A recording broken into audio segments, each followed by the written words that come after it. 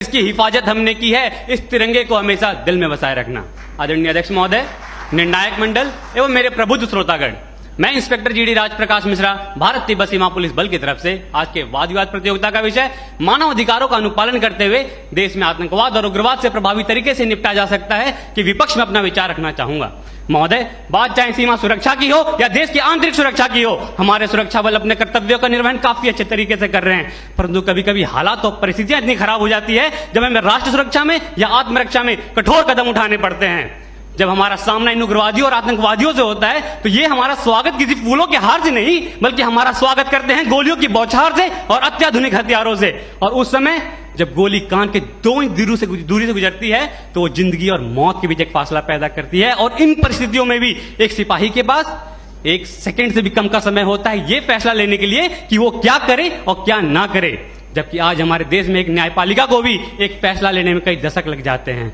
आसान नहीं होता फौजी कहलाना, आसान नहीं होता फौजी कहलाना। जज्बातों को पिघलाकर रगों में लोहा भरना पड़ता है।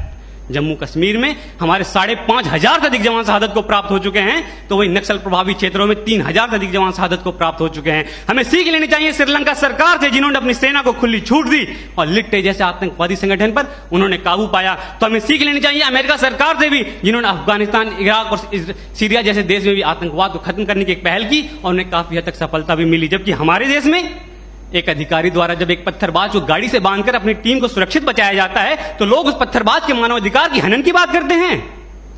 तो मैं आपको बताना चाहता हूं, अगर 10 व्यक्तियों की जान को बचाने के लिए एक व्यक्ति के मानवाधिकार का हनन कुछ समय के लिए हो भी जाए तो ये किसी भी सैद्धांतिक धरातल पर गलत नहीं है। आज लोहे का स्वाद लोहार से नहीं बल्कि उस घोड़े से पूछना चाहिए जिसके मुंह में लगाम लगी होती है।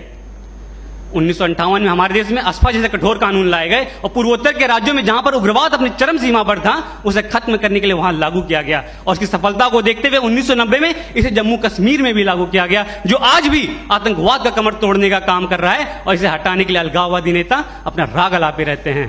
तो पंजाब क्षेत्र में भी जब आतंकवाद अपनी चरम सीमा पर था तो हमारे सुरक्षा बलों द्वारा और सरकार द्वारा कठोर कदम उठाए गए और वहां से भी आतंकवाद को जड़ से खत्म किया गया।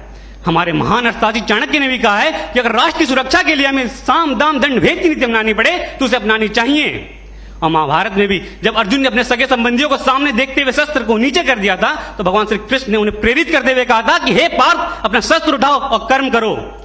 आज मानवाधिकार की बेड़ियों में बंधे होने के कारण हमारे सुरक्षा बलों को आतंकवाद और उग्रवाद से निपटने में काफी परेशानियों का सामना करना पड़ता है। और इसका फायदा हमारा पड़ोसी मुल्क मानव अधिकार को एक हथियार की तरह इस्तेमाल करके करता है, जिससे हमारे जवानों का मनोबल टूटता है। आज हमारे देश में कुछ क्षेत्र ऐसे भी हैं, अगर वहां पे कठोरता से कदम ना उठाए जाएं तो उस क्षेत्र को हमारे देश से अलग होते समय नहीं लगेगा।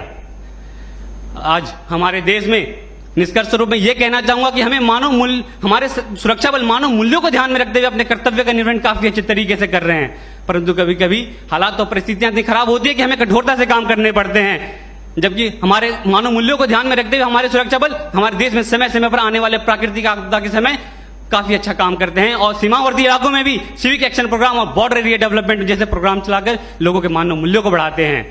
और हमारे देश में हमारे आज अजमल कसाब जैसा आतंकवादी, इनका कोई जाति, धर्म, मजहब, नाम पहचान न होने के कारण आसानी से देश में घुस आते हैं और मुंबई हमले को अंजाम देते हैं, जिसमें हमारे देश के 166 निर्दोष व्यक्ति मारे जाते हैं। तो वे आदिल अहमद डार जैसे आतंकवादी पुलवामा हमले को अंजाम देते हैं आम जनता के बीच में छुप कर रहते हुए, और हमारे सीआरपीएफ के 44 जवान शहादत को प्राप्त हो जाते हैं। तो अब इनको इन्हीं की भाषा में मुंह तोड़ जवाब देते हुए हमारे सुरक्षा बलों ने पठानकोट, बालाकोट, उरी जैसे सर्जिकल स्ट्राइक भी किया और आतंकवाद को जड़ से खत्म करने का भी काम कर रहे हैं। और अंत में निष्कर्ष स्वरूप में यही कहना चाहूंगा एक फौजी के तर्ज में कि कभी ठंड में ठिठुर कर देख लेना, कभी ठंड में ठिठुर कर देख लेना, कभी तपती धूप में जलकर देख लेना कैसे होती है हिफाजत मुल्क की, कभी वर्दी पहनकर देख लेना।